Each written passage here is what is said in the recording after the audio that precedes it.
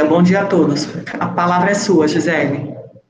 Então, hoje a gente vai começar como primeira aula do considerado novo semestre, né? Então, temos aí o prazer de ter os nossos novos fellows com a gente, discutindo um pouquinho da realidade de terapia intensiva neurológica, de por que a terapia intensiva neurológica, se é uma disciplina nova ou não, levantar uma série de questões mais do que, de fato, responder a perguntas, tá? Então, sejam aí todos bem-vindos, acho que alguns R2 também começam a ter a oportunidade de conviver com essa nova disciplina.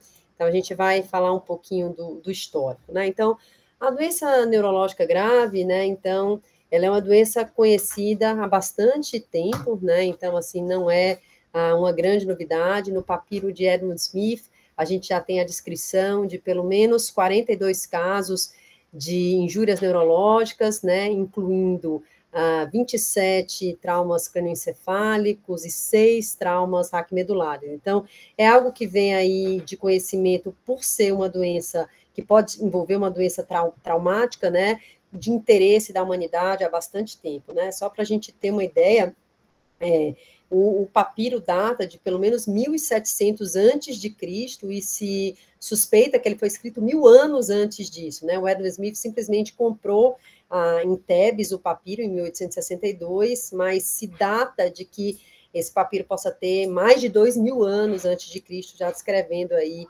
lesões neurológicas, né? E a gente sabe que do período neolítico, né, já existem aí encontros de fósseis com trepanação, né? Possivelmente aí hoje se imaginam os historiadores na tentativa de livrar as pessoas dos maus espíritos, e o mais interessante é que a arqueologia imagina que os indivíduos que foram tratados com trepanação sobreviveram alguns anos após essa trepanação, porque há evidência nesses crânios de neoformação óssea, né? Então, isso possivelmente nos faz inferir que que essas pessoas que foram submetidas à trepanação para tratamentos de eventuais doenças psiquiátricas ou neurológicas, elas tiveram alguma sobrevida, né? Então, das primeiras, então, apesar de ser uma cirurgia super complexa, né? Então, é das primeiras cirurgias que a gente consegue datar arqueologicamente, porque a gente vê os resquícios nos fósseis e nos crânios, né? Então, a gente consegue dizer que, de fato, aconteceram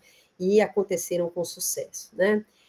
E se a gente pegar o Tratado de Avicena, né, então já há uma descrição, inclusive, bem detalhada de como as doenças neurológicas deveriam ser manejadas. Então, eu aqui peguei um dado interessante do manejo do stroke, né, que é uma doença assim, que perpassa muito a terapia intensiva neurológica e também faz parte aí do nosso departamento. A gente é responsável pela neurovascular e pela terapia intensiva neurológica. Então, a gente já, o Tratado de Avicena já descreve como um AVC deve ser tratado na fase aguda, né? Então, por passos, né? Então, sugere-se um step 1, 2 e 3 para o tratamento, incluindo uma venossecção, imaginando que o AVC era causado por uma congestão venosa, depois a realização de um enema e a aplicação aromática de agentes nasais, né? Então, obviamente, a gente evoluiu muito, né, desde então, e se a gente, de fato, quiser datar a origem da terapia intensiva neurológica, né, ela data aí da grande epidemia de pólio. A gente sabe como aí a humanidade, a ciência pode evoluir, né, em épocas de pandemia ou de epidemia. Então, enquanto a gente fizer um paralelo com o que a gente vive hoje em dia, né, não imaginávamos que íamos estar em 2022 aí vivendo uma outra pandemia, mas do quanto se evoluiu, o quanto a ciência conseguiu produzir, e a ventilação artificial dos pacientes com poliomielite, né, usando os pulmões de ferro, os ventiladores externos, elas não só trazem aí a sobrevida de indivíduos que morreriam sem a capacidade ventilatória, mas um dado importante, a conjunção de pessoas especializadas numa mesma disciplina, né, incluindo as enfermeiras. Vocês veem aí a grande importância da enfermeira no manejo desses pacientes, né, e pneumologistas e neurologistas, né, então foram aí a origem da terapia intensiva neurológica. E desde então, assim, infelizmente, a gente vem evoluindo no entendimento da doença neurológica crítica, então, a doença vista durante muito tempo, né, com muito ceticismo, mas que já tem aí, em 1966, com a publicação do Plummer-Posner sobre o diagnóstico de estupor e coma, o entendimento da doença de sistema nervoso central, né? Então, se a gente olhar, o interessante é que o primeiro Blumen-Posner praticamente não tem absolutamente nada de tratamento. Então, a gente fala simplesmente de uma descrição, uma análise descritiva das herniações cerebrais. Então, é claro que a gente precisa entender como as coisas acontecem e os mecanismos para poder tratar as doenças, né? Mas é muito bom a gente ver como as novas edições do Blumen-Posner, né, incluindo essa última, que tem o Han Classen, que é um grande investigador em terapia intensiva neurológica, como um dos coautores, como a gente evoluiu, né, no diagnóstico e como a gente evoluiu também no tratamento. Então, a quinta edição do Blumen-Posner já traz aí a descrição de como é que a gente detecta na consciência, num paciente em estado de consciência mínima, um estado vegetativo, já traz o conceito da dissociação cognitivo-motora, né? E o quanto a gente evoluiu, principalmente no tratamento da doença cerebrovascular, dessa primeira descrição de 1966, do Blumen-Posner, para agora, né? E o tratamento em terapia intensiva neurológica, sem dúvida nenhuma, fez muito parte dessa melhora no atendimento desses pacientes e na sobrevida. Então, a gente não fala só mais naquela trepanação de crânios para poder aliviar os espíritos maus, mas hoje a gente tem evidência científica aí para bastante coisa. E o que, assim, numa terapia intensiva neurológica, né, a gente faz de diferente? Quais são as evidências, apesar da gente ter começado com a grande epidemia de pólio a ter as unidades que alocavam de maneira conjunta os pacientes neurológicos, né? O que, de fato, a gente tem de muito diferentes nas unidades de hoje em dia, né? Então, a gente tem aí algumas descrições, principalmente na Europa e nos Estados Unidos, das primeiras séries, mostrando aí o efeito da internação na unidade de terapia neurológica para um paciente com doença neurocrítica, né? Então, Soares e Varelas, né? Então, que foram aí presidentes da Neurocritical Care Society, hoje o Panos Varela é o presidente, descrevem nos Estados Unidos aí as duas primeiras grandes séries de populações críticas em neuro, né? Então, já nas duas unidades, a característica de ser unidades fechadas, então, unidades somente com pacientes neurológicos, né? Com mais de 2.000 pacientes avaliados, o que eles fizeram foi um ajuste aí para várias covariáveis, inclusive gravidade da admissão, né? Então, utilizando escalas como, por exemplo, o Apache, e mostraram a redução de mortalidade de tempo de internação quando comparado ao período em que a unidade não existia e o período após a existência da unidade, né? Então, na série do Varelas, então, já se fala numa redução de 13% do tempo de permanência. Eu acho que isso até bate um pouquinho quando a gente começa a comparar as nossas séries com as séries americanas e europeias, na gente ter esse problema de não ter os hospitais de reabilitação, né? Como, por exemplo, uma paciente como a paciente com HSE que a gente discutiu, Estados Unidos e Europa, não seria mais uma paciente que estaria na neuro-UTI. Então, o tempo de internação dela é, obviamente, bem mais curta, né, mais curto do que aqui no Brasil, que a gente não tem para onde mandar esses pacientes. Então, na série do Soares, também se falou numa redução de mortalidade, tá certo? De 10% para 8%, isso atingiu a diferença estatística, né? Então, mostrando aí que simplesmente você alocar os pacientes numa unidade adequada pode melhorar a sobrevida dos pacientes. O Diringer, que também foi presidente da Neurocritical Care Society, publicou a série dele de Washington, só com pacientes com hemorragia intracraniana, e o Mirsky também, né? Então, todos mostrando aí uma redução de tempo de internação e sugerindo uma redução de mortalidade em longo prazo, né? Então, esse é um artigo, assim, que é muito importante para o início da afirmação nas unidades de terapia intensiva neurológica. Então, esse grupo americano inicia a Neurocritical Care Society, publica numa revista exclusiva de Neurocritical Care. Então, hoje a gente tem um jornal que tem um impacto em torno de 3, né? A descrição da importância da gente ter, né, o tratamento específico por um time especializado quando comparado com um time de terapia intensiva geral. Então, há uma diferença muito grande na aplicação das escalas e no manejo desses pacientes quando a gente compara quem tem aí uma formação em neurologia e quem não tem, né? Então, a gente vê aqui na descrição do Varelas, né, que é um dos primeiros aí direcionadores da importância da terapia intensiva neurológica, a diferença de mortalidade, né? Então, aqui o tracejado são os pacientes internados em terapia, em terapia intensiva neurológica, e aqui a linha cheia, os pacientes internados em terapia intensiva geral, né? Mostrando de maneira clara como o simples fato de você adotar esse tipo de tratamento especializado pode mudar o prognóstico desses pacientes. E aí vem a grande pergunta, que eu acho que se aplica um pouquinho ao que foi perguntado, por exemplo, nas unidades de AVC, de o que a gente faz assim de diferente nas unidades de terapia intensiva neurológica que podem fazer, trazer essa redução de mortalidade como um todo, né? Então, a gente não está falando só de testar um tratamento, não é só testar trombectomia mecânica, não é só testar trombólise, né? Então, a gente está falando de uma série de fatores que podem melhorar o prognóstico desses pacientes, né? Então, a gente usa escalas como as escalas gerais, né, como indicadores de qualidade em terapia intensiva neurológica, como mortalidade, tempo de internação, a gravidade da doença medida através do APACHE, mas escalas que são escalas bem específicas também, então, a escala de Glasgow, né, então, a escala de outcome de Glasgow, que são escalas de incapacidade, a escala do ranking, que é uma escala de incapacidade em longo prazo, as escalas de qualidade de vida, e uma escala muito utilizada pela gente, que é o INAED, para avaliação da doença neurológica aguda, né?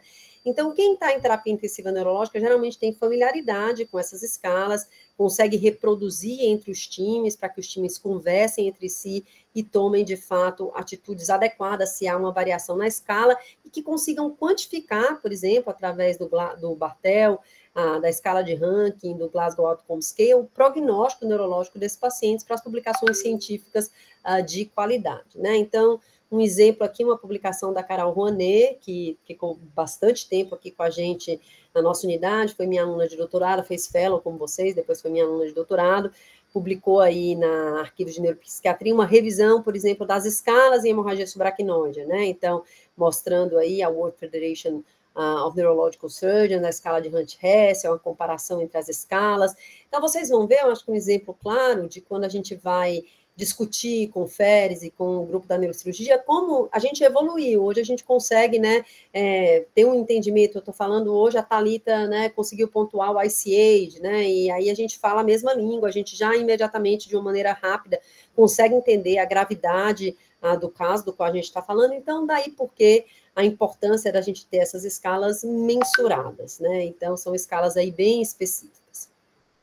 Então, o título dessa aula, ele tem muito base, né, nesse histórico da terapia intensiva neurológica, e teve esse artigo já que é datado aí de bastante tempo, do Stefan Meyer, perguntando se realmente, né, nós éramos ou nós fazíamos uma disciplina diferente, né, qual era a diferença da gente para a neurologia, qual era a diferença da gente para o intensivismo e como é que a gente une tudo isso, né? Então, basicamente, o que a gente faz em terapia intensiva neurológica, né, é evitar aí a lesão secundária. Acho que esse quadro do grito do Eduardo Manche leva muito assim ao que a gente vê quando a gente vê o paciente muito crítico, as imagens que a gente vê, né, como nessa lesão, quem estava hoje na reunião, né, as imagens aí da Tainá, a paciente que a gente tratou da MAV, é meio que isso, é um desespero, como é que eu posso fazer aquilo não piorar, né?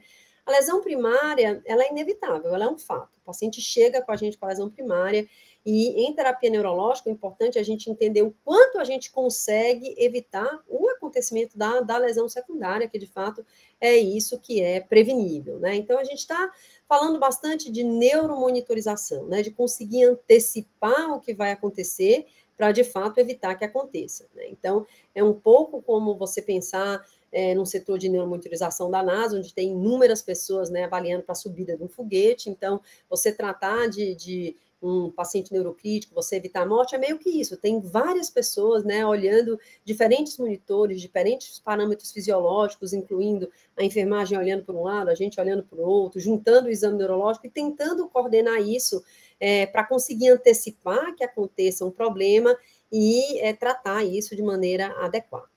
Então, é importante a gente pensar que a maior parte dos pacientes que nós vamos tratar em terapia intensiva neurológica vão ser pacientes que têm um cérebro não normal, um cérebro no qual a gente não pode contar com a autorregulação, que é o que a gente vê aqui tão bem documentado nessa figura da esquerda, né? Então, todos nós que estamos aqui assistindo a aula e não temos lesões neurológicas agudas, sabemos que o nosso fluxo sanguíneo cerebral, ele não varia com a nossa pressão arterial média, né? Então, se por algum motivo eu tiver uma raiva, ou eu levar um susto, a minha pressão sistólica subir para 180, o meu fluxo sanguíneo cerebral deve continuar estável, porque eu tenho uma capacidade autorregulatória, né? Então, as minhas arteríolas vão vasoconstringir, e isso vai evitar com que eu tenha um hiperfluxo cerebral, mantendo esse fluxo aí bem contínuo, desde uma pressão média de 50 a 150, né?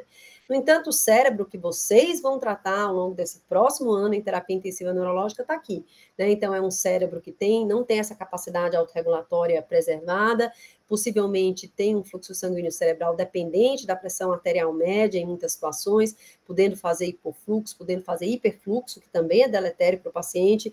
Então, monitorizar tudo isso, entender em que parte da curva de autorregulação o paciente está, é fundamental, e não existe aí um mecanismo único para isso, né? Então, se a gente pegar o conceito, o consenso da Neurocritical Care Society, né, de algum tempo atrás, de neuromonitorização, a gente perpassa por vários pontos e maneiras de monitorizar um paciente com doença neurocrítica, né?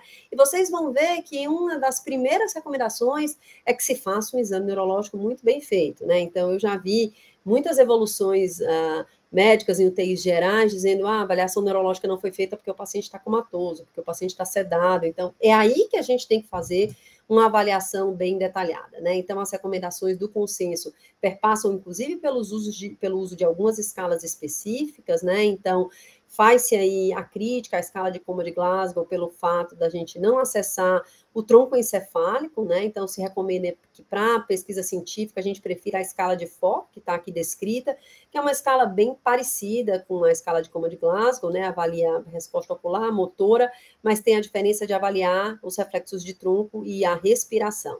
Vocês vão ver que no fora a gente não tem uma avaliação de linguagem, então hoje a Thalita, quando foi descrever esse paciente que chegou com o hematoma Velamavi, ela descreveu, o Glasgow era 12, mas o paciente estava vigil, o problema dele era que a linguagem era afetada, porque era uma lesão em hemisfério esquerdo, né? E realmente, você fala um Glasgow 12, é diferente um Glasgow 12 porque o paciente está sonolento e só abre os olhos com estímulo tátil, de um paciente que está afásico e não consegue formular frases, né? Então, ele não tem um problema de consciência.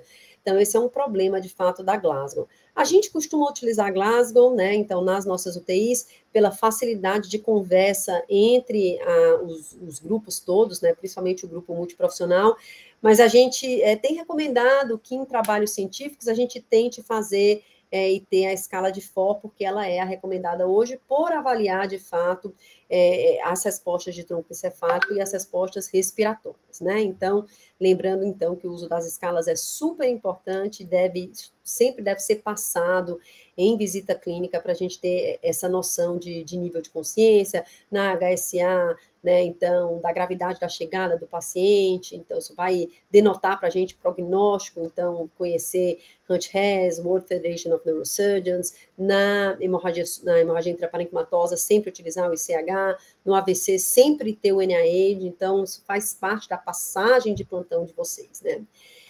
Mas, para tentar antecipar o que está acontecendo dentro, né, dessa caixinha hermética, que é a calota craniana, muitas vezes a gente vai ter que lançar mão de outras monitorizações. Então, o nosso exame neurológico, ele vai ser comprometido, né, a gente tenta expandir essa capacidade do exame neurológico. Eu vou voltar só no slide anterior, para vocês verem aqui o exemplo do pupilômetro, né, que é um aparelhozinho utilizado bastante pela enfermagem nas unidades de terapia intensiva fora do país, em que você mede a capacidade de contração, a velocidade de contração pupilar. Existem alguns índices que se associam bastante aí com o risco de herniação transtentorial, porque a pupila, antes de ficar dilatada, ela contrai de maneira mais lenta, você tem a comparatividade com o outro lado.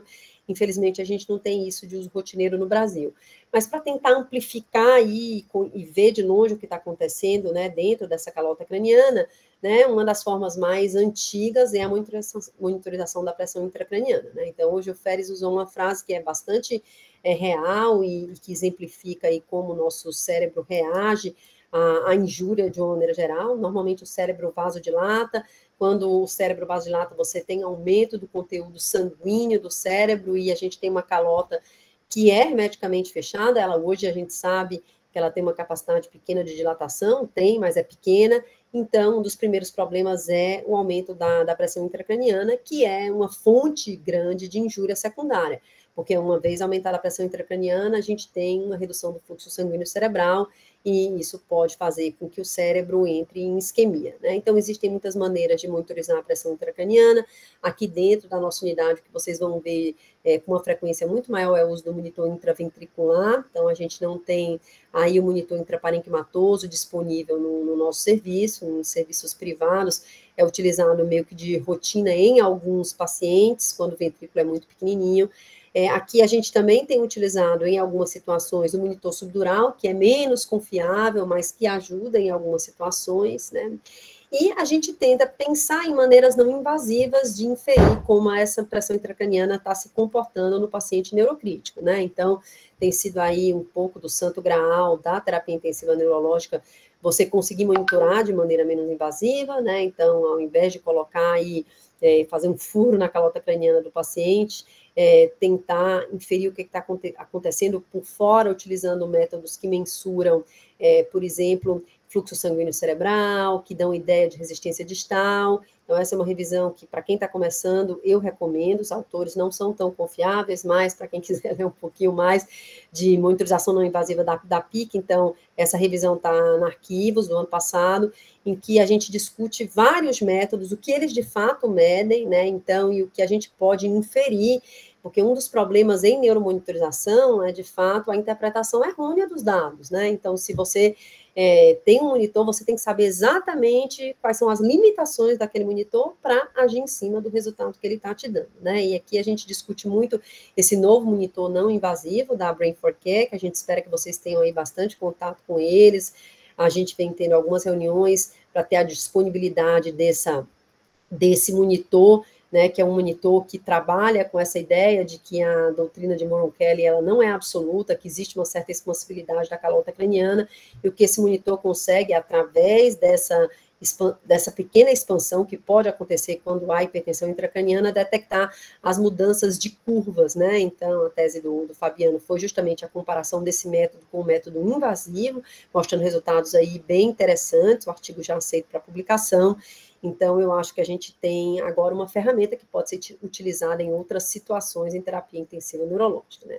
Até porque, se a gente voltar, assim, nos artigos que sugerem que a gente deve monitorizar a pressão intracraniana, a gente vai se decepcionar um pouquinho com os resultados, né? Então, esse é um artigo já antigo, agora, de 2002, que comparou a monitorização da pressão intracraniana em pacientes com TCE versus monitorar esses mesmos pacientes com TCE grave, utilizando um algoritmo com tomografia de crânio e uso de osmóticos e exame neurológico do paciente, né? Então, nesse artigo, que chama o Best Trip, a gente não teve um resultado positivo de diminuição de mortalidade nos pacientes que foram monitorados com pressão intracraniana de maneira invasiva, né? Então, o resultado simplesmente do artigo mostra que você usar um monitor não invasivo reduz em quase 50% o número de tratamentos, né? Então, se a gente vai só pela toma para o exame neurológico, utilizando esse algoritmo, a gente tratou muito mais, né? Então, os pacientes que tiveram monitorização intracraniana tiveram tratamentos mais direcionados para um real aumento da pressão intracraniana, então receberam menos terapia osmolar, receberam menos hiperventilação, né, mas eles morreram tanto quanto os pacientes que tinham a pressão intracraniana monitorada, né, e o Alan Roper publica num editorial sobre o Best Trip, né, que apesar do resultado ter sido um resultado negativo, é pouco provável que a gente deixe de usar aí a monitorização da pressão intracraniana. Esse trabalho, só por curiosidade, foi um trabalho que foi feito aqui na América Latina, em hospitais que não tinham a monitorização da pressão intracraniana de maneira rotineira, né? Então, nos Estados Unidos, em que já se usava, apesar do resultado não ter sido um resultado positivo, né, considerou-se que não era ético deixar de usar, uma vez que você tinha tratamentos mais específicos. Mas esse trabalho trouxe um certo problema aqui para a América Latina, né, uma vez de que, se não fazia diferença na mortalidade, o que muitos governos e muitos planos de saúde começaram a questionar foi assim, bom, se a mortalidade é a mesma, por que a gente vai pagar, né, por esse tipo de tratamento, que é um tratamento caro e invasivo, né? Então, por isso aí o interesse nas maneiras não invasivas de detectar não só a pressão, o aumento da pressão intracraniana, como a repercussão desse aumento da pressão intracraniana com métodos não invasivos. Então, essa é um tipo de terapia um tipo de monitorização com o qual vocês vão ter bastante contato durante o fellow de vocês, que é o Doppler transcraniano, né? Então, o Doppler transcraniano, ele mensura a velocidade de fluxo nas artérias da base do crânio, mas a gente consegue ter aí uma ideia bem clara de resistência distal através de um índice que chama índice de pulsatilidade, né? Então, há uma certa correlação do Doppler e do índice de pulsatilidade com o aumento da pressão intracraniana, uma vez que quanto mais resistência distal, menos fluxo diastólico você vai ter, então, por isso que esse índice de pulsatilidade se correlaciona, né, de maneira não linear, mas tem uma correlação com o aumento de pressão intracraniana, mas existem as suas limitações, então vocês estão começando, vai haver um curso específico sobre os fundamentos do Doppler transcraniano, mais para o meio aí do fellow de vocês, a gente tem um curso que é um curso mais avançado, mas é importante que vocês entendam que o método pode te dar aí uma ideia de aumento de resistência distal.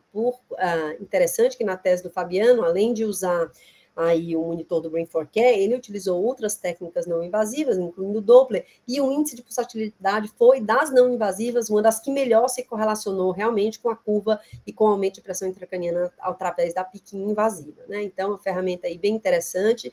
A gente sabe que o Doppler, além dessa ideia de aumento de resistência distal, pode dar uma ideia de fluxo também. Ele não é uma medida de fluxo, é uma medida da velocidade de fluxo, mas a gente tem como uma das principais utilizações do Doppler transcraniano, né, o paciente com hemorragia subaracnoide grave, onde em muitos serviços no mundo a gente tem o Doppler sendo utilizado para monitorização de vasoespasmo, isquemia cerebral tardia, né, que é um trabalho bem bonito da Carolina Ronet, publicado na Neurocritical Care, mostrando aí a cinética da velocidade de fluxo, utilizando duas terapias que a gente utiliza de certa maneira, de maneira rotineira, né? Então, incluindo a indução de hipertensão com noradrenalina e o milrinone, mostrando a queda da velocidade, aqui o milrinone está em azulzinho nos pacientes que usam a milrinone, e um comportamento um pouquinho diferente dos pacientes que usam nora, né, onde a gente vê até um certo aumento de velocidade, depois uma redução.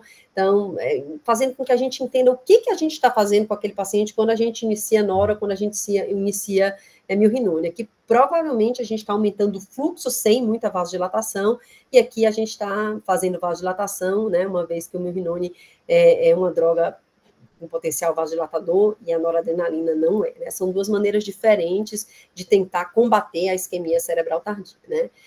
O Doppler também tem essa característica de poder ser utilizado para detecção de microembolia, né? Então, ao longo aí do fellow de vocês vão ser treinados para aprender, por exemplo, a detectar a presença de um shunt direito-esquerdo num paciente que teve um AVC, mas a gente pode usar a monitorização de microembolia em tempo real, por exemplo, no paciente com AVC isquêmico, que está sendo tratado com trombolítico, né? Então, para ver se houve recanalização, ver se tem microembolia distal, para monitorizar uma carótida, e aqui foi a tese de doutorado da Eva Rocha, né? Então, avaliando os pacientes com hemorragia intraparenquimatosa, também está publicado na Neurocritical Care, e mostrando aí uma frequência alta de sinais de microêmbolos em pacientes admitidos por AVCH. Então, o exemplo do uso da ferramenta do Doppler para entendimento fisiopatológico de como as doenças se comportam dentro da UTI, né? Então, o que a Eva se questiona é que talvez aquelas pequenas lesões isquêmicas que têm sido descritas em ressonância magnética no paciente com AVCH,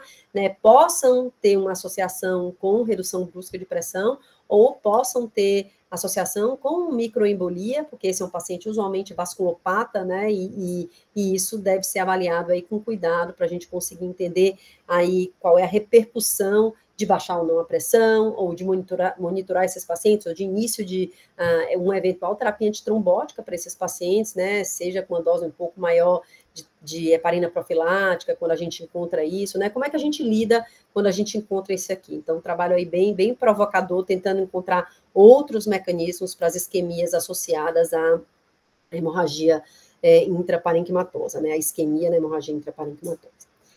E outra ferramenta bastante utilizada é o eletroencefalograma, porque ela vai mostrar, de fato, a repercussão, né, de toda aquela lesão secundária nas células que a gente mais importa, que, de fato, são os neurônios, né? Então, a atividade elétrica, a cerebral medida através do EEG, né? Então, a principal recomendação do uso do EEG em UTI hoje é a detecção de crise subclínica. Tem trabalho mostrando que em pacientes com diagnósticos clínicos geral, a presença de crise subclínica pode chegar a 30% dos casos no paciente com rebaixamento de consciência, né? Então, nos pacientes com doença neurológica, aí até mais. Mas a gente pode utilizar o EEG para outras coisas também, terapia intensiva neurológica, incluindo a detecção de isquemia cerebral tardia. Então, alguns trabalhos falam que o eletro começa a se alterar até antes do aumento da velocidade do Doppler. Então, o uso dessa relação delta, né, quando a gente começa a medir o quanto de onda lenta o paciente tem, né, comparando tanto de delta com tanto de alfa, né, então essa relação consegue dizer para a gente que está havendo aí uma injúria secundária. Então, a recomendação ainda é uma recomendação fraca, mas as UTIs que usam monitorização de EEG de rotina, né, tem usado para essa aplicação também, para antecipar aí uma possível isquemia cerebral por mudança, aparecimento dos ritmos lentos, e hoje existem algoritmos que conseguem detectar isso, então a gente não precisa acordar a Karina, né, a doutora Elza Márcia, no meio da noite para ler um EEG, então hoje existem, né, softwares que conseguem prever isso, o que a gente imagina é que essa automatização, né, essa tecnologia chegando dentro das UTIs vai facilitar cada vez mais a interpretação dessa monitorização, né, porque não é um super especialista em eletrofisiologia. Né? Outra maneira de ver a repercussão da lesão secundária, então, do eventual queda do fluxo sanguíneo cerebral, é usando a oxigenação tissular. Né? Então, o medidor da oxigenação tissular, ele está disponível, é invasivo, então você coloca junto com o parafuso de trepanação para um paciente que tem um monitor intraparenquimatoso, o que ele consegue é medir a oxigenação como se fosse um oxímetro cerebral, mas dentro de um perímetro muito pequenininho, né, com mais ou menos uma moedinha de um dime americano, e dá sinais de alerta de que a oxigenação naquela região está sendo afetada. Um dos grandes problemas da oxigenação tecidual é sempre decidir qual é o hemisfério em que esse monitor de oxigenação tecidual vai ser colocado, no hemisfério mais afetado ou no menos afetado, e por monitorar uma região muito pequenininha, né, de se acontecer isquemia em outro território cerebral, a gente sabe que existem casos de hipertensão intracraniana compartimentalizada, da gente não conseguir detectar, né? Então, é uma ferramenta que ela vai em conjunto com outras ferramentas. Assim como a microdiálise cerebral, que a gente nunca teve a oportunidade de usar na escola, mesmo em hospitais privados, eu vejo pouquíssima utilização aqui em São Paulo, pelo menos, então, no Einstein, a gente fez pouquíssimos casos de microdiálise, porque é, de fato, uma monitorização muito trabalhosa para a equipe de enfermagem, né? Então, na microdiálise cerebral, o que a gente tem é a análise dos fluidos, então, é um dialisado do líquor, né, em que você passa aí também por um monitor invasivo, uma membrana que é porosa, né, então aí um balanço de troca entre o líquido que está dentro da membrana porosa e o líquor, né, e a gente consegue medir não só os metabólitos, né, como por exemplo o lactato piruvato, né, que quando começam a aumentar, então se eu tenho um aumento muito grande de lactato, eu imagino que eu estou entrando em anaerobiose, como também até a chegada de medicações, eu consigo medir fenitoína no dialisado do líquor cefalorraquidiano, então ver se esses níveis de drogas cerebrais, se eles têm aí alguma influência no que está acontecendo com o paciente. O problema é que ela não é uma mensuração em tempo real, né? Então, na medida que eu estou medindo aquilo e eu preciso colocar num aparelhinho para mensurar esse dialisado, o que está acontecendo com o paciente no minuto seguinte, né, já não é exatamente o que estava acontecendo quando eu estou no momento que eu medi aquele dialisado. Então, diferente da oxigenação tecidual, a microdiálise tem um certo delay, mas é utilizado em algumas UTIs, essa mensuração de droga é algo bem importante. Então, e o que a gente mais vai olhar quando a gente está tentando prever lesão secundária é o índice lactato piruvato, né? Bom, e aí a gente parece que está falando realmente de algo assim do outro mundo, né? Então, essas monitorizações todas, às vezes não todas disponíveis, principalmente nas unidades que não são unidades especializadas, e a gente vive num país que é um país de médio desenvolvimento, em desenvolvimento, né? Onde a gente tem todas as doenças neurológicas agudas, que eu já descrevi, mais doenças associadas à nutrição ruim. Então, quantas vezes na UTI estávamos com o caso com a suspeita de degeneração subaguda combinada, né?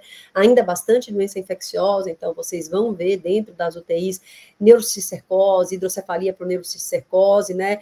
E o que aconteceu, por exemplo, naquela nossa primeira paciente, uma doença que é uma doença de país desenvolvido, com hemorragia subaracnóide, mas que por a gente ter uma ruim estrutura, a paciente chega no hospital, que é o hospital que tem condição de tratá-la, um mês depois, e a gente não consegue lidar com a lesão secundária, né? Então, a gente vive essa realidade, né? De que a gente tem as doenças do mundo em desenvolvimento, e a gente vive hoje, né, uma mudança de estilo de vida, com sedentarismo, né, um hábito alimentar péssimo, e um aumento das doenças cardiovasculares associados aí a tudo isso, né? Então, a gente tem essa bela mistura. Então, a gente vive num continente em que a gente é o maior país, a gente tem 200 milhões de habitantes, então a gente tem diferentes realidades dentro de uma mesma cidade, às vezes diferentes realidades, então a gente tem que tentar colocar a terapia intensiva neurológica, né, e todo esse acesso que a gente tenta para o nosso paciente crítico dentro de uma realidade que é a nossa, né? Então, quando eu falo que isso pode acontecer dentro de uma mesma cidade, só para vocês terem aqui uma ideia, um mapa de São Paulo, né? Então, a gente mapeou a mortalidade por AVC durante 10 anos, a gente mostrou como essa mortalidade por AVC, ela se encaixa com os distritos de mais baixa renda, né? Então, a gente mediu através desse índice, que é o índice de desenvolvimento humano, a gente vê que a preocupação é que não só a mortalidade é mais alta, como ela continuou mais alta nesses 10 anos. Então, não só a gente tem essa desigualdade, como essa desigualdade não está mudando. Isso foi um trabalho publicado aí em 2015. Né? Então, em 2019, a gente publicou na Neurocritical Care também, isso de quais são os gaps em neuroemergência na América Latina, né? Então, a gente descreve aí o sistema de saúde em todos os países sul-americanos, né? Então, aqui no Brasil, a gente tem aí o grande privilégio de ter um sistema de saúde que é um sistema universalizado, mas com um grande problema do orçamento para esse sistema de saúde, né? Não ser um orçamento que consegue abocanhar todas as doenças, principalmente as doenças neurocríticas, que são doenças muito graves. A gente lida aí com bastante problema, principalmente a falta de reabilitação e a falta de acesso desses pacientes, a demora nas chegadas, né? A gente mapeia aqui as unidades de AVC que existem por país, né? Então, a gente vê que aqui no Brasil a gente está ganhando, mas, obviamente, assim, é um ganho meio injusto, porque nós somos uma população, temos o maior número de centros de AVC na América Latina, mas somos um país de 200 milhões de habitantes, né? Então, quando a gente faz essa conta per capita, não há uma diferença tão grande do Brasil para outros países, né? Então, esse também é um slide que eu gosto de mostrar, né, de como a nossa neuro-UTI, ela é distinta, né? Então, na época que a gente tinha a nossa neuro-UTI fixa, em 2019, antes da Covid, da gente sair meio nômade por aí, né? Então, eu mapeei, no dia 1º de novembro, os casos que estavam internados na UTI, né? Então, vários casos que são casos representativos aí de doenças neurológicas críticas no mundo todo, hemorragia subaracnoide, um paciente com AVC maligno cerebral médio descomprimido, um aneurisma que tinha sido operado, uma crise miastênica e uma cirurgia de epilepsia.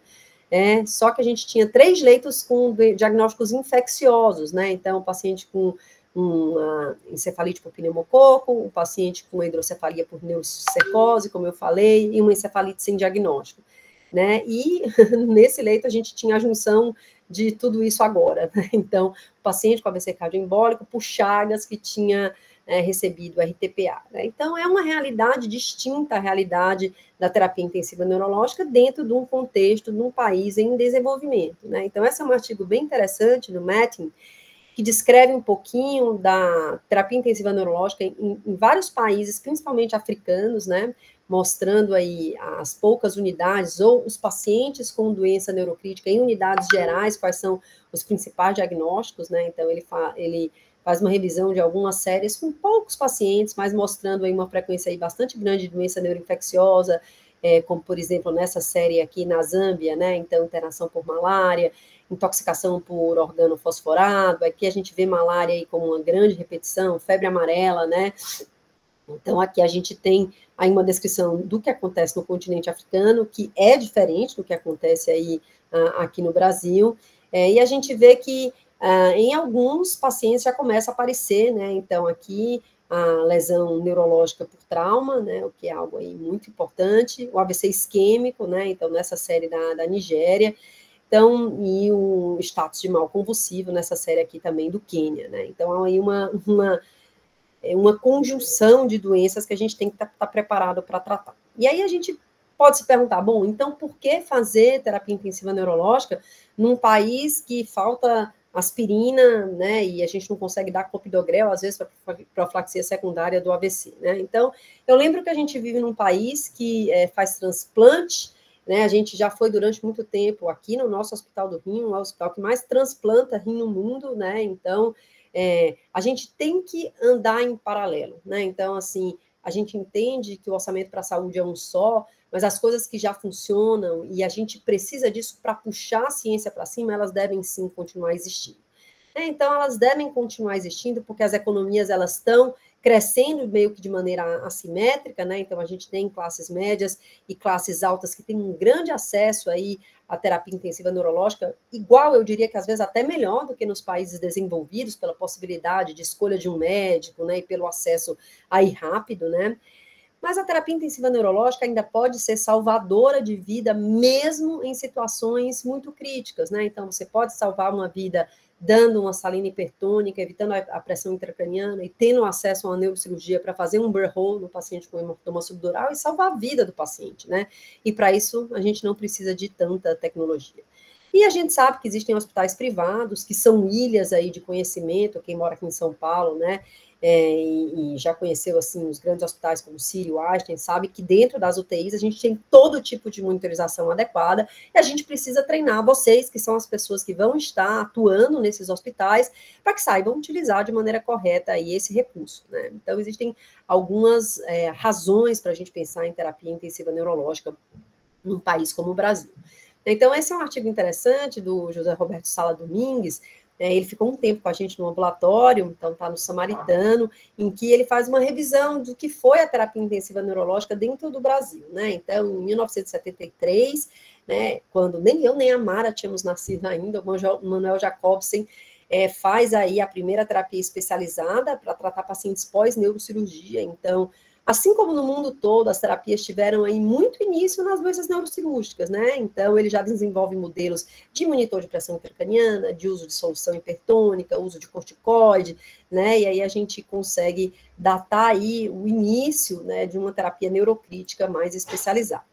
Em 1980, né, a gente tem aí um dos primeiros livros em emergências neurocirúrgicas, né, uma aula dada para um aluno que era aluno de 4º ano, que é o Marcos Stavali, um neurocirurgião que puxou muito aí o neurointensivismo, ainda dá aulas aí muito interessantes de neurofisiologia, dando aula como aluno ainda do que é a terapia intensiva neurológica, né, e a criação das primeiras aí unidades de terapia intensiva fora da USP, né.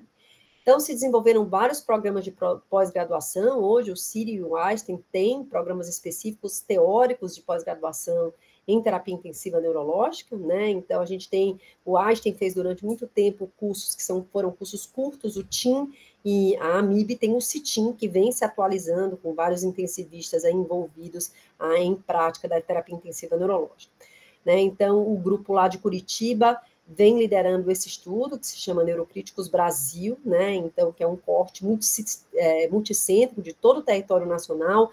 Hoje a gente tem aí uma grande rede de pesquisa em terapia intensiva como um todo, que é a BRICNET, né, da qual a Flávia, que é a coordenadora da nossa UTI como um todo, ela é uma grande líder. Então, a AMIB tem organizado aí as UTIs brasileiras, daí porque a gente tem visto muitas publicações de impacto com estudos randomizados, controlados, utilizando rede de pesquisa, né? Hoje a gente sabe que rede de pesquisa é fundamental para a gente fazer pesquisa com um grande número de pacientes, né? Hoje a gente tem a Associação Brasileira de Neurointensivismo, né, que foi criada por um grupo de intensivistas e neurologistas, quando a gente se filiou à Neurocritical Care Society, eu e o Pedro éramos os presidentes, né, então a gente teve já a Cássia Rigg, que anualmente a gente vai mudando aí os presidentes da sociedade, é uma sociedade que tem se focado mais na realização de um congresso anual, que é o CONINE, mas que tem essa associação com a Neurocritical Care Society, que fornece um desconto para quem quiser se associar, porque eu acho que a NCS tem sido aí, de fato, a sociedade que tem liderado a terapia intensiva neurológica do ponto de vista internacional. Lembrando que os europeus também são muito fortes em terapia intensiva neurológica, então a gente vem vendo um pouquinho aí uma junção dessas sociedades, né? Então a gente teve o privilégio de escrever nessa Currents, né, que é uma revista informal da Neurocritical Care Society, né? Então eu, o Antônio Falcão, que é um grande líder em terapia intensiva neurológica, hoje coordenador da residência na Unicamp, da residência de intensivismo, e também tem uma posição bem importante na AMIB, né? O Pedro Curtis e a Mara, falando sobre o nosso paradoxo, né? Então, da gente ter essas unidades, essa é um quarto real do Einstein, aqui um quarto do Instituto do Cérebro no Rio, e a realidade que a gente tem nas nossas salas de emergências, né? De como é que a gente pode fazer tudo isso funcionar em paralelo e beneficiar o nosso paciente, né? Então, é claro que existem passos a seguir, né? Então, a estandardização do treinamento é fundamental. Então, a gente tem, inclusive, lutado para transformar o neurointensivismo numa área de atuação, assim como é o sono, assim como é a dor, né?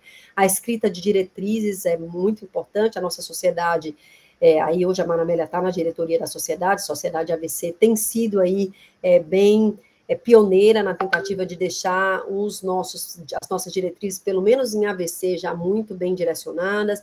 A monitorização, né, dos indicadores de qualidade em UTI, como a gente faz em AVC, é fundamental.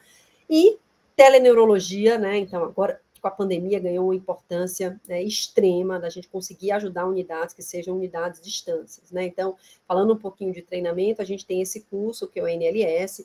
A gente recomenda que todos vocês que estão começando terapia intensiva neurológica se certifiquem, dá para fazer online.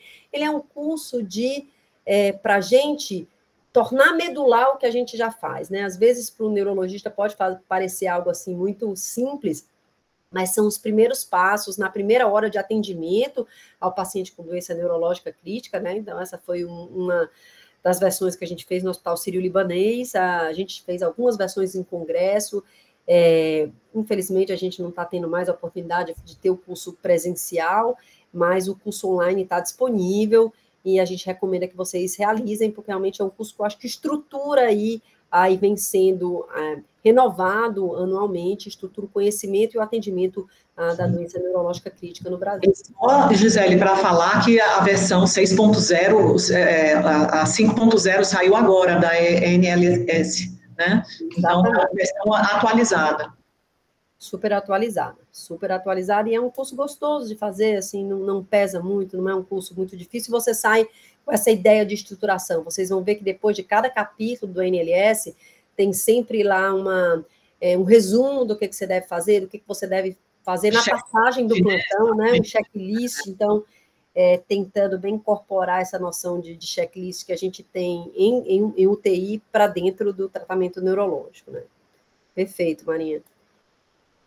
Os modelos, então, de atendimento usando telemedicina realmente mudaram muito. Antes a gente tinha simplesmente um hospital que era um hospital central, fornecendo aí consultoria para hospitais menores. Hoje a gente tem a possibilidade de fazer telemedicina de uma empresa que não tem nenhum médico de plantão para um hospital, da sua casa para o hospital geral, de vários hospitais para hospitais menores, né? Então, são vários modelos hoje aceitos, né? Então, e isso foi incorporado à UTI, né? Então, aqui é uma visita um exemplo de uma visita de tele-UTI, né? Lá no Einstein, então, para um hospital do Piauí, vendo como você pode, com medidas estruturadas, mudar aí o atendimento do paciente. Então, sempre bem importante ter a equipe multidisciplinar envolvida aí nessas visitas, né? E, por fim, como a gente, dentro do fellow de vocês vão ter aí realmente bastante contato com pesquisa, eu vou finalizar falando um pouquinho de pesquisa clínica, né? Então, acho que vale a gente olhar para esse slide para a gente entender o quanto demora para, se hoje alguém tiver uma grande ideia. Então, o Antônio hoje teve uma ideia de um remédio que vai ser testado numa bancada, né? Então, eu vou levar de 3 a 6 anos no desenvolvimento não clínico dessa molécula que o Antônio pensou. O desenvolvimento clínico vai levar mais de 6 a 7 anos, e depois os estudos clínicos para comprovação do uso, pós-aprovação, pelo menos 2 anos. Então, na melhor das hipóteses, eu estou falando de 11 a 12 anos, né, para uma droga sair da ideia da cabeça do Antônio, chegar aí no leito do paciente, né? Então, exemplos, né? Então, a gliburida que vocês estão usando hoje no Charme, ou o inibidor de fator 11 que foi usado no Axiomatic, né? Então, são mais ou menos 10 anos de desenvolvimento, e daí porque é tão importante a gente tentar acelerar isso, né? Porque isso custa, né? Então, a gente tem aí realmente um investimento muito grande nos grandes trials, né? Então, um orçamento de um estudo clínico, né, ficou, em média, aí nos Estados Unidos, em torno de 2 milhões para um trial pequenininho, de poucos pacientes com doença rara, né, e variou até 347 milhões. Então, só para vocês terem uma ideia, o nosso orçamento trienal do estudo OP mostrou que é em torno de 15 milhões de reais. Então, é muito dinheiro para fazer estudo, né? Então, a gente tem que tentar otimizar isso, ser um pouquinho mais pragmático, né? E a gente vem vendo aí, ao longo dos anos, uma migração no interesse de ter pacientes em países em desenvolvimento, né? Então, esse é um gráfico bem interessante, que mapeia aí onde os estudos clínicos eram feitos, de 99 até 2012, e mostra que havia uma supremacia quase, né, total de países dos Estados Unidos e dos países de alta renda, né? E hoje a gente vê aqui, ó, o Upper Middle Income Country, que somos nós no Brasil, pegando uma fatia grande desses clinical trials. Então, há um interesse não só pelo volume de pacientes, como pela necessidade regulatória, de que muitas agências vêm aí focando de que, se a droga não foi testada naquele país, a gente não vai poder utilizar naquele país. Então, a gente precisa ter a nossa população testada. O que para a gente, na verdade, é ótimo, né? Então, a gente desenvolver pesquisa clínica, né? Então, existem alguns estudos mostrando que o simples fato de um paciente participar de um estudo de pesquisa clínica, independente dele ir para o grupo controle ou para o grupo intervenção, ele é melhor tratado, né? Ele tem uma mortalidade diminuída em algumas situações, né? Mas não é fácil, né? Então, essa é uma revisão sistemática que mostra aí a barreira para o desenvolvimento de estudos clínicos randomizados nos países em desenvolvimento, né? Então, a primeira e mais citada causa, né, de barreira foi o problema com financiamento para o estudo, né? Os obstáculos regulatórios, que eu diria que a gente agora vem num tempo bem melhor, né? Então, hoje a gente já tem aprovações que são mais rápidas, mas só para vocês terem uma ideia, o estudo Interact 3, que eu trouxe para o Brasil, quando eu voltei de Boston, ele demorou, era um estudo que não era um estudo de droga, de intervenção, ele demorou 8 meses para ser avaliado pela CONEP, né? Então, como é que você explica isso para um estudo que é um estudo que nem droga nova está testando? Então, hoje a gente não tem mais essas demoras, né? Hoje a gente já tem, né, por exemplo, o estudo Direct-NK do Resilient, né? Já foi aprovado, passou pelo CEP, já está. Então, e a gente começou com essas aprovações há 3, 4 meses atrás. Então, esse tempo regulatório tem sido encurtado. Não sei se vocês souberam, mas alguns hospitais e alguns centros de pesquisa já foram autorizados a aprovar estudos clínicos sem aprovação da CONEP. O Einstein foi um deles. O CEP do Einstein pode aprovar o estudo clínico sem precisar passar pela CONEP. Né? Então, isso realmente é uma grande vitória regulatória, né? A falta de infraestrutura para pesquisa também tem sido muito citada. Então, quem está na pesquisa clínica aqui na escola, né, vê a dificuldade que a gente teve com contratação de pessoal, mudança aí das coordenadoras de pesquisa, um pagamento que não se compara ao pagamento das indústrias, né? Então, a gente tem uma rotação muito grande de pessoas, né? Barreiras operacionais e um dos principais fatores, as demandas competidoras, né? Então, você não está só fazendo pesquisa clínica, você está fazendo o seu fellow, você é professora, como eu sou, então você está dando aula, está atendendo seus pacientes, e no meio de tudo isso você está fazendo pesquisa clínica, Então, isso é um pouco diferente dos países desenvolvidos, né?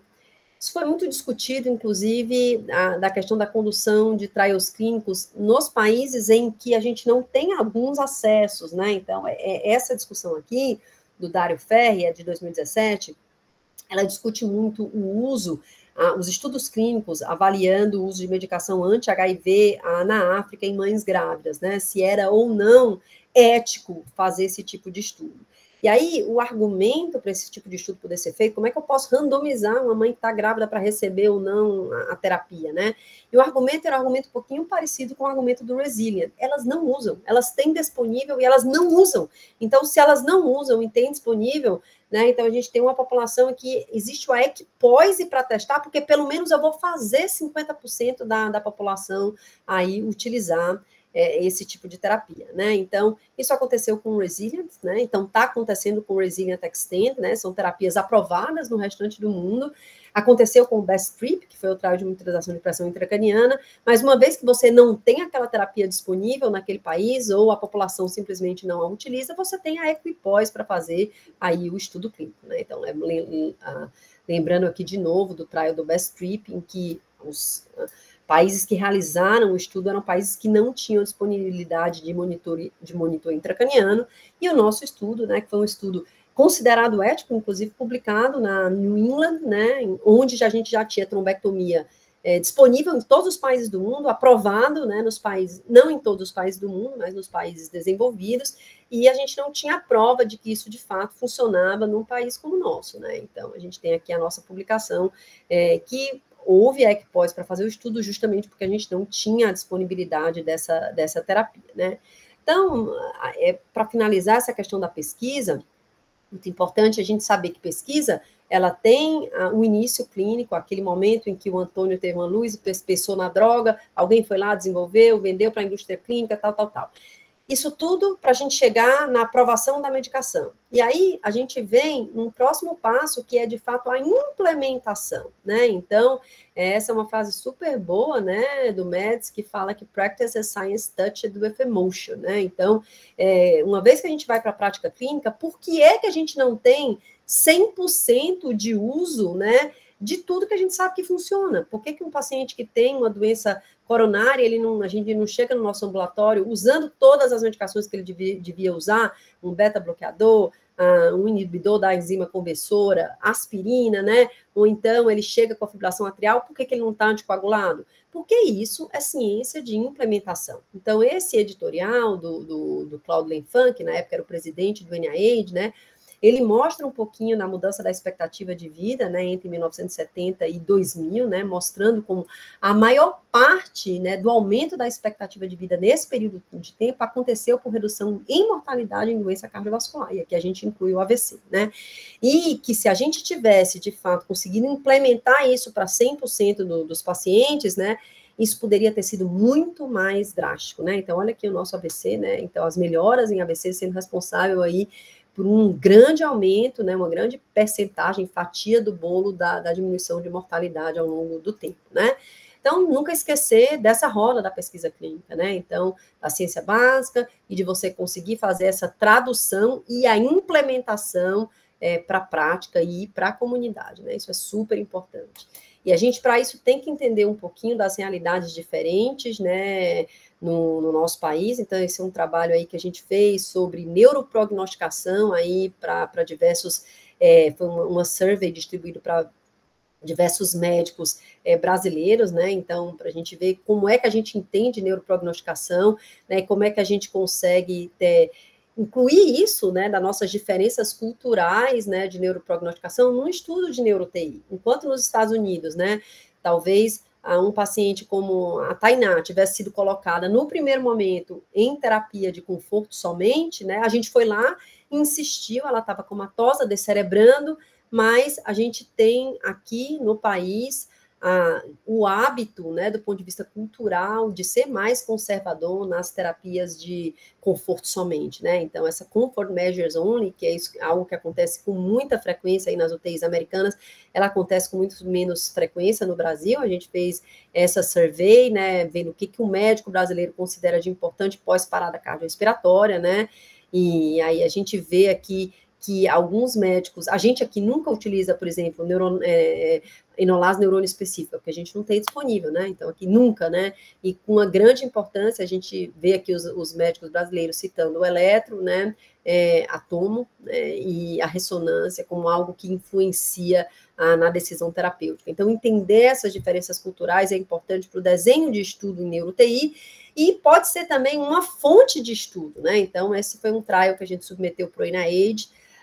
Infelizmente, a gente não recebeu aí uma nota que permitisse o funding do trial, foi analisado agora mês passado, mas chegou muito perto, que é avaliando aí a diferença cultural entre os Estados Unidos e o Brasil na parada cardiorrespiratória, né? Então, o que a gente quer é avaliar o impacto dessa self-fulfilling prophecy na sobrevida desses pacientes, né? Então, o quanto retirar o cuidado de maneira precoce faz com que esses pacientes faleçam mais do que eles deveriam, de fato, falecer, né? Então, esse estudo está em desenho, a doutora Rafaela Braga vai fazer a tese dela com uma parte desses pacientes, então, quem tiver interesse, a gente deve estar rodando esse trial, né, esse estudo clínico, não é propriamente um trial dentro da nossa UTI. E, Gi, até aproveitando sobre o trial que a Rafa vai ajudar, a gente vai randomizar o paciente no sentido daquele que vai ser... Não, né? Não. Vai ser uma comparação da história natural. Exatamente, uma comparação da história natural, exatamente, Fabiana. Só que a diferença do que a gente já faz de maneira rotineira é que a gente vai ter funding para ter todos os elementos para fornecer para o médico o que ele usa para neuroprognosticar. Então, a gente vai querer que todos os pacientes tenham uma ressonância, a gente vai querer que todos os pacientes tenham pelo menos 2 horas de monitorização com eletroencefalograma, mas a decisão clínica não vai ser influenciada. O médico vai continuar tomando a decisão clínica com base em todas essas ferramentas que a gente vai tentar provar. Fantástico, tá bom. E esse é um outro trial, né, que a gente também está desenhando com um grupo de enfermeiros, né, na verdade não com um grupo de enfermeiros, The Why Wilson é um enfermeiro, né, o Claude Henf e o José Soares, eles foram presidentes da de tentar entender, assim, o que acontece em 24 horas num paciente que está comatoso dentro da UTI, né? Então, é um estudo interessante de filmagem, para a gente tentar documentar tudo que é feito com o paciente, identificar algumas atitudes mutuamente exclusivas que podem ter influência no prognóstico, né? Então, por exemplo, quantas vezes esse paciente ele é rodado para um banho? Quanto tempo ele passa em posição horizontal quando ele tem hipertensão intracraniana? Né? Então, tentar documentar isso e ver se há diferenças entre as UTIs americanas e as UTIs brasileiras, né? Então, esse é um estudo que também está desenhado e a gente está tentando financiamento, né?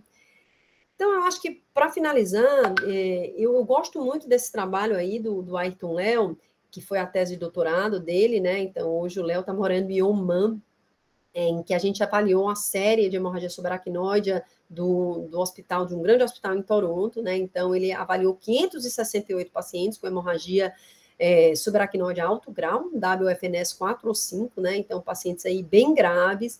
Eliminou todos os pacientes que morreram antes do tratamento, que foi 18% dessa série, né?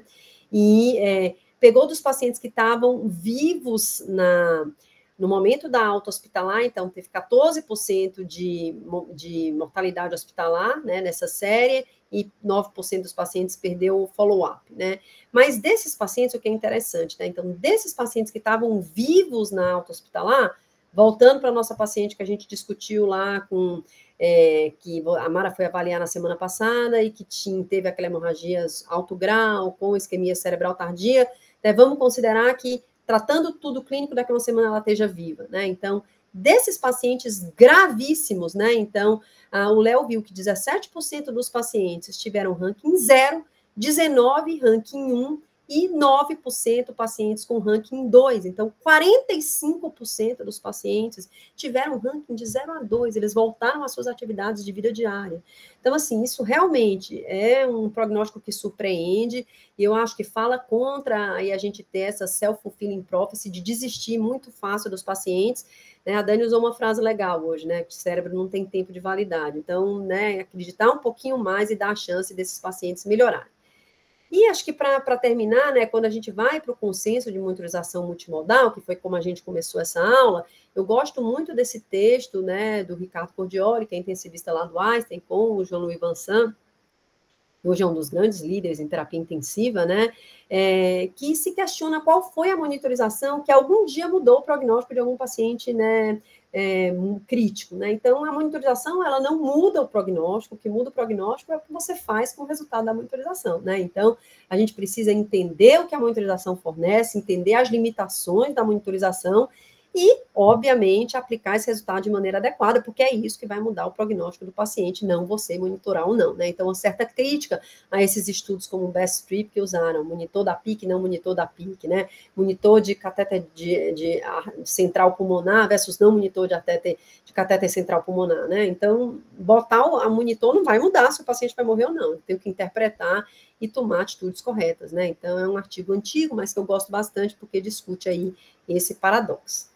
Né? Então, eu queria agradecer aqui a todo o grupo, os nossos ex-fellows, né? Então, que continuam aqui, são ex, mas estão continuando como pós-graduandos, como aí acompanhadores do serviço, e dar boas-vindas aí ao nosso novo grupo aí, Gás Total. Obrigada, doutora.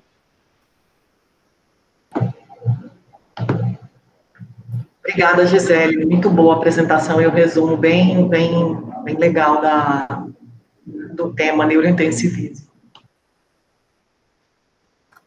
Muito bem, Maria. Acho que se a gente... É um tema amplo, né? Acho que não tem, assim, muitas dúvidas específicas, mas se alguém quiser fazer alguma pergunta, levantar algum posicionamento sobre aí o que vai começar a ser a vida de vocês nesse próximo ano, acho que é interessante.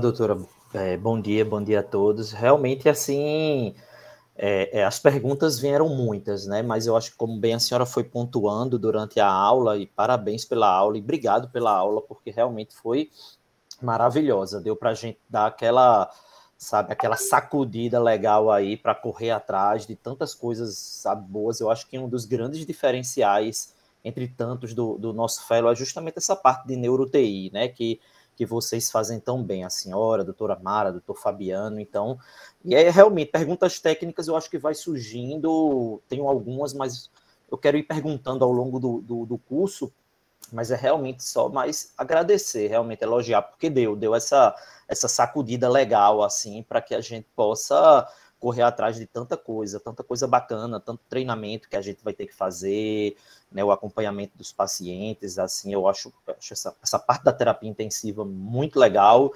A terapia intensiva neurológica é uma área que, inclusive, os próprios intensivistas, né, eles não se sentem tão seguros também em colocar a mão, então eu acho de uma extrema importância esse nosso treinamento, assim, essa preparação, né, que a gente vai ter durante todo esse ano, assim. Então, realmente foi brilhante começar o ano com essa aula, sabe?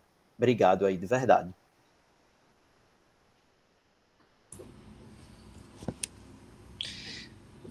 Bom dia também. Eu falei na minha entrevista que eu acho que os dois grandes diferenciais no nosso fellow é justamente o que a gente teve agora de manhã, 8 horas, e agora 10 horas. Esse enfoque na parte de doenças cerebrovasculares hemorrágicas, que eu acho que não se vê em quase... Eu conheço alguns fellows, mas não tem esse enfoque, essa preocupação do neurologista entender bem o AVC hemorrágico, especialmente a hemorragia subaracnoide, e agora, com essa aula, sobre o enfoque também do neurointensivismo. Eu acho que esse aqui é um plus que é o diferencial dos outros serviços que se tem pelo Brasil. Deu para dar realmente isso que o Antônio falou, essa instigada. A doutora estava citando os cursos, a gente já queria há algum tempo, tive a oportunidade de fazer em 2019 o NLS, mas acabei optando por fazer o curso de AVC agudo que teve, eu acho que foi o último congresso presencial da sociedade, em 2019, em Goiânia, e agora eu vou acabar fazendo online, né, mas estava com esperança de voltar o presencial, no Sírio, no ICE, não sei, mas vamos juntar aqui o grupo de fellows e recertificar para quem já fez, quem não fez, certificar. É isso aí. Muito bom, Saulo.